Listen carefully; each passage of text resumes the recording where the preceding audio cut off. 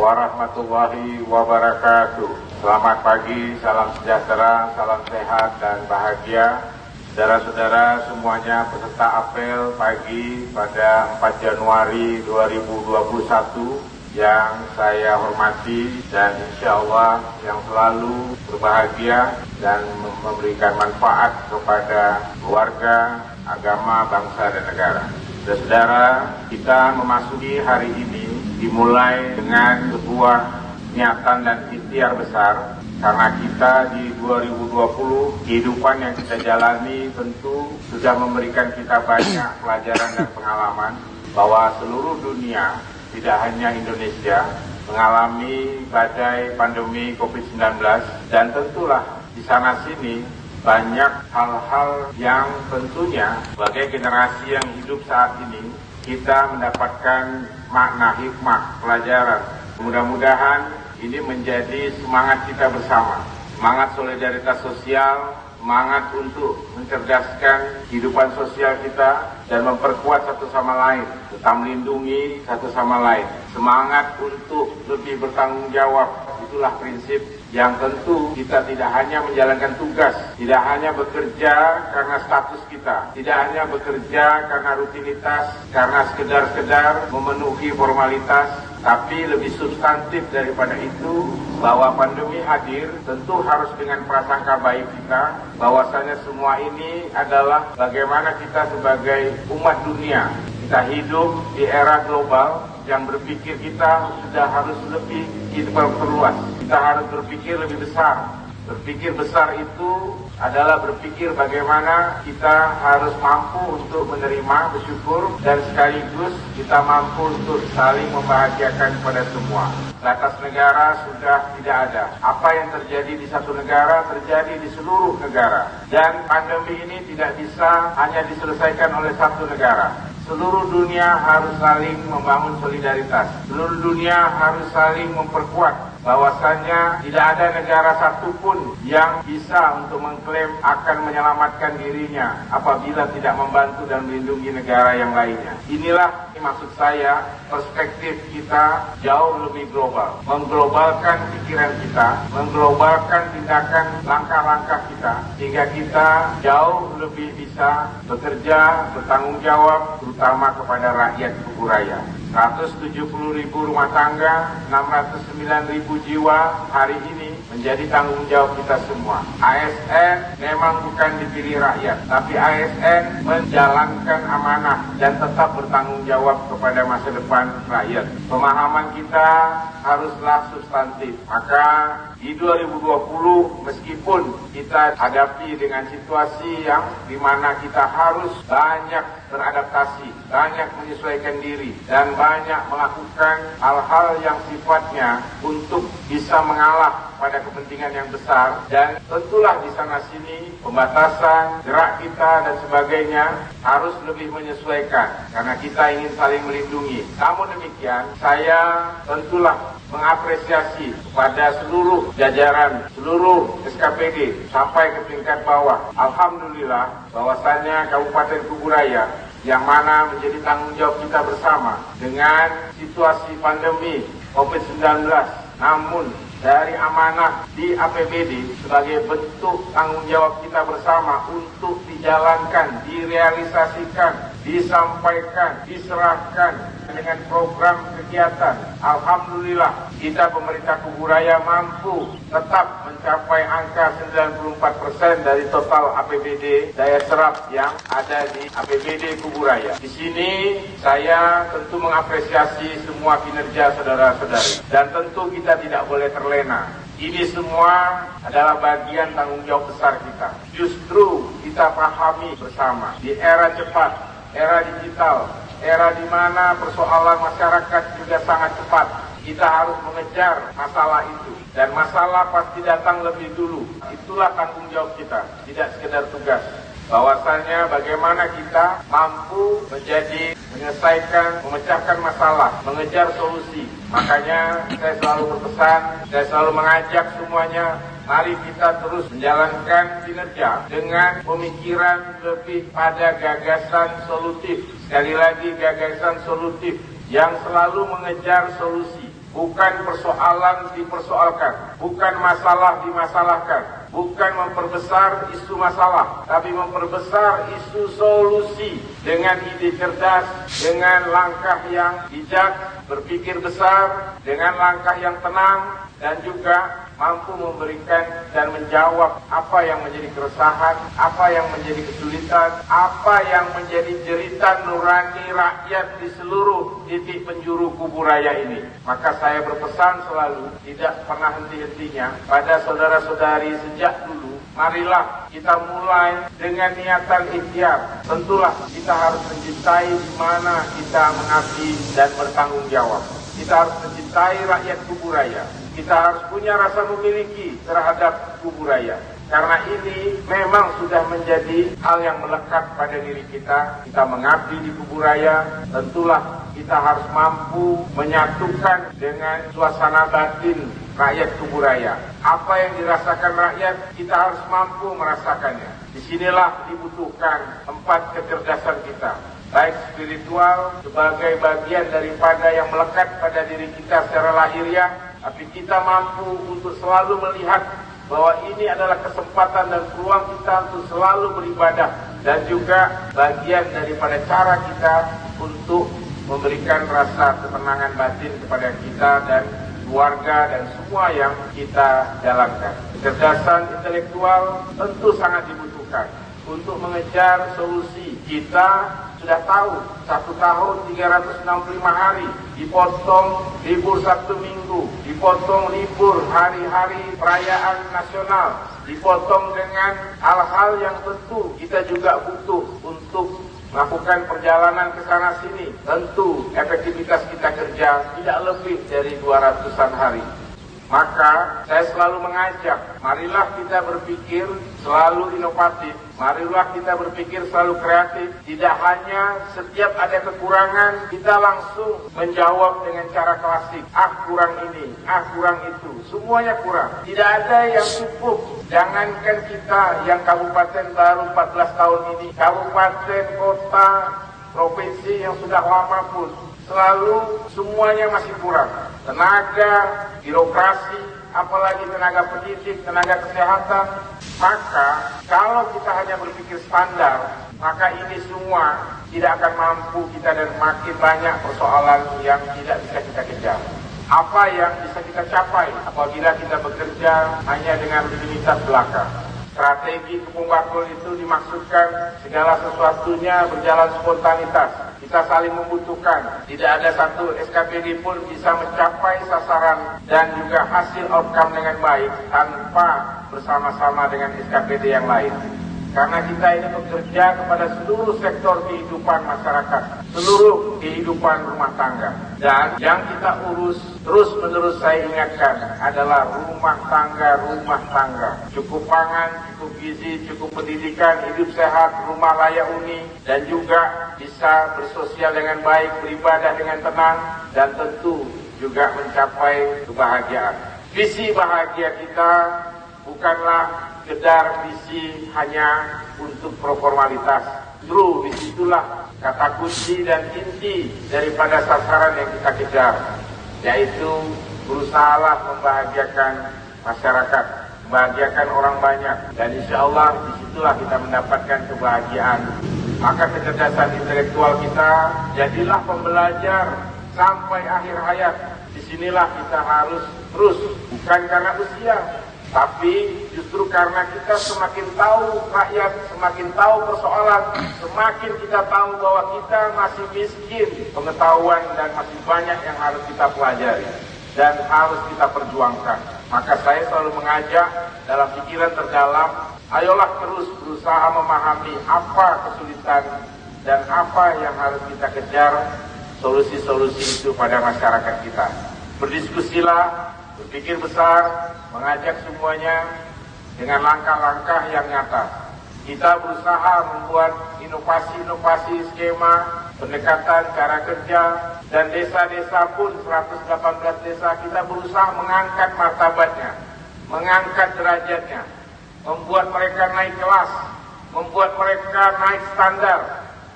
Bahkan desa-desa di Kuburaya ini, Kuburaya adalah kabupaten pertama di Republik ini yang menerapkan sistem transaksi non tunai kepada seluruh desa di Kabupaten Kuburaya ini. Ini bukan untuk bangga-banggaan semata, tapi ini naikkan standar, naikkan kelas, naikkan cara berpikir, naikkan mindset, meningkatkan pola pikir. Ini yang sebenarnya substansinya. Dengan langkah yang tepat, dengan cepat. Karena dana desa dan kewenangan itu diberikan supaya semua lebih dekat, lebih cepat keputusannya. Dan kita dari kabupaten juga pada akhirnya sasaran tidak ada lain. Sasarannya adalah masyarakat dan itu seluruhnya ada di desa-desa. Maka saudara-saudari, saya menyampaikan ini sebagai bagian untuk mengingatkan. Saya tahu saudara-saudara semuanya tentu sudah banyak pengalaman dan pembelajaran, tapi perlu saya terus mengingatkan agar kita tidak pernah kendor, agar kita selalu mengencangkan pikiran fokus kita, agar kita tidak membahas lagi hal remeh-temeh yang tidak berdampak. Kita sudah berupaya dengan langkah fokus itu, perencanaan pada setiap SKPD, rencana-rencana yang kita buat, rencana-rencana detail pun kita berusaha untuk selalu dalam imajinasi bagaimana melihatnya dengan realitas, supaya benar-benar rencana itu bukan rencana yang sekedar-sekedar, tapi tahu kemana arahnya, kemana alurnya, dan kemana akan dikejar, dan bagaimana output maupun hasil outcome-nya. Saudara, inilah semangat kita. Kita sudah memasuki 2021 yang tentu tantangannya masih berjalan. Apalagi ke depan kita harus berupaya bagaimana agar memberi pemahaman kepada rakyat kita atas program yang saat ini sedang dijalankan, yaitu tantangan terhadap program vaksinasi untuk masyarakat puas. Kita tahu bahwa total yang disampaikan 181 juta seluruhnya di Republik ini yang harus divaksinasi usia 18 ke atas, dan ini semua dimulai dari kerja publik baik tenaga kesehatan di Kuburaya lebih kurang 1.300 lebih, dan juga seluruhnya dari kita yang pertama akan menerima ini. Dan saya mengajak semuanya, jauhkan dari paranoid.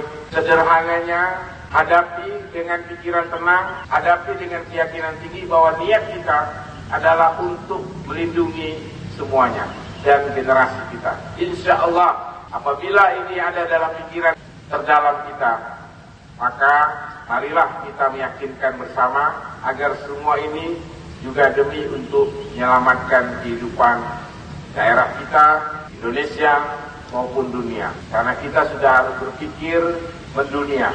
Generasi muda kita masih panjang perjalanan. Kita menghadapi bonus demografi saat ini. Maka marilah niatkan untuk menyelamatkan generasi muda anak-anak kita. Keyakinan itulah yang akan membuat kita tetap tegak berdiri dan tentu akan berupaya, dan kita yakin bersama bahwa dengan niatan yang baik, niatan yang tulus ikhlas demi untuk menyelamatkan generasi, insya Allah kita semua mari sama-sama untuk mengejar solusi ini. Karena ini adalah bagian dari solusi yang seluruh dunia juga menghadapi dan menjalankannya. Saudara-saudara sekalian, saya perlu menyampaikan ini karena kita perlu bersama memberikan persepsi yang tepat. Karena ini perlu kita jadikan hal-hal yang menjadi perspektif yang lebih luas. Dan untuk itu kita butuhkan kecerdasan emosional juga, agar kita mampu untuk lebih bijak di dalam menjalankan keseharian kegiatan kita, mengendalikan semuanya, dan juga mampu memberi pemahaman kepada keluarga inti kita, rumah tangga kita, pada suami, istri, anak-anak, dan semua yang ada di sekitar kita. Insya Allah, saudara-saudara sekalian, kita butuhkan juga kecerdasan sosial, dan disinilah salah satu menjadi tantangan kita. Dan pelajaran pandemi ini sudah banyak sekali. Justru saya selalu katakan di awal pandemi, dengan menghadapi pandemi ini justru kita tidak hanya meratapi, tidak hanya melangsa, tidak hanya berpasrah, tapi justru kita makin kencangkan produktivitas kita, kinerja kita, langkah-langkah kita, sehingga kita bisa mencapai lompatan-lompatan. Tidak bisa saat ini sekarang kita menggunakan hanya deret ukur, sebab persoalan sangat cepat. Maka kita harus dengan langkah yang lompatan, quantum leap, dengan inovasi-inovasi yang mendarat. Bukan sekedar kreativitas, tapi inovasi. Inovasi itu berubah secara mendasar. Pola, sistem, skema, cara kerja, cara pandang, perilaku, dan semuanya. Bagaimana dicontohkan dalam inovasi-inovasi kita yang sudah kita jalankan saat ini. Dan Alhamdulillah, di tengah pandemi, tapi tenaga kesehatan kita walaupun jumlahnya berbanding tidak seimbang sangat jauh, tapi angka stunting kita, penurunan stunting kita, ini merupakan kebahagiaan yang besar karena ini menyelamatkan generasi. Mampu kita lakukan dengan langkah penurunan hampir 14% total dari 23,6 menjadi tinggal 9%. Ini bukan kita yang menghitung, ini semua ada sistem yang menghitung. Dan ini semua terjadi karena langkah-langkah bukan hanya tenaga kesehatan, walaupun mereka yang berada di depan dan kita apresiasi, tapi juga langkah-langkah dari desa, kader kesehatan, masyarakat umum, para pemuda, dan juga desa yang ikut bersama-sama melakukan langkah itu. Dan tahun ini kita perkuat desa-desa juga langsung untuk membuat zero stunting, zero angka kematian ibu dan balita. Kenapa saya menjelaskan ini? Ini bukan hanya untuk saya mengomentari atau menanggapi hanya kepada SKPD Kesehatan, tapi semuanya. Karena persoalan rumah tangga, persoalan kesehatan ibu anak adalah persoalan hulu yang paling penting. Karena anak dalam kandungan itu sudah punya hak yang harus kita hormati. Dan apabila tidak kita cegah untuk stunting, untuk terjadinya risiko, maka kita semua bertanggung jawab. Karena disitulah justru awal mula kehidupan yang harus kita jaga bersama. Saudara-saudara, itulah dari 4 kecerdasan itu, maka intisarinya yang dikejar adalah bahagia. Dan insya Allah, saudara-saudara sekalian, saya bersama-sama dan kita semua, mari kinerja yang sudah baik ini kita perkuat terus. Kita lakukan dengan ide-ide cerdas, diskusi yang cerdas, dan waktu kita sangat sempit. Dalam satu waktu kita harus mampu berpikir untuk semua sektor. Inilah hal-hal yang sekarang menantang kita.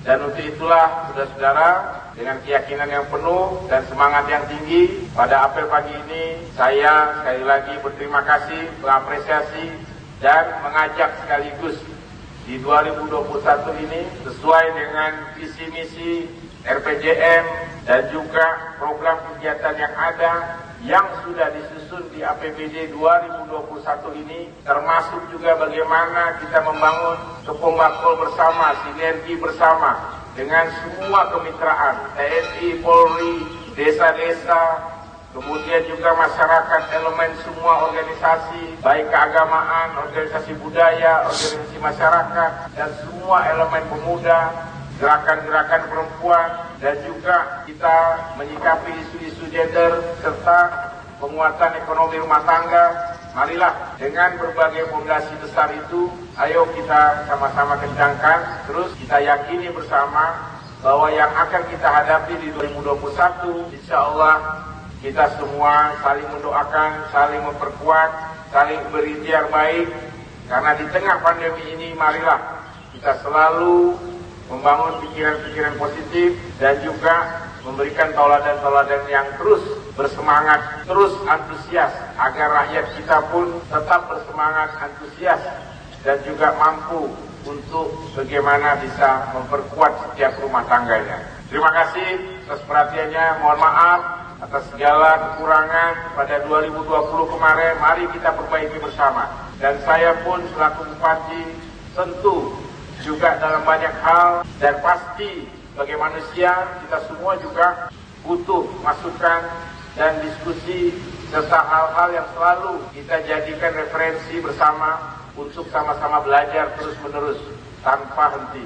Ini semua memang sudah menjadi keniscayaan kita apalagi kita hidup di era seperti ini saat ini. Namun kita semua harus bersyukur generasi kita lah yang menghadapi ini sebagai bagian dari cerita yang tentu harus kita wariskan dengan cerita yang baik dan cerita yang akan menjadi sejarah yang mana kita sebagai bagian yang ikut berjuang tidak hanya membiarkan kondisi ini. Insya Allah. Terima kasih. Wassalamualaikum warahmatullahi wabarakatuh.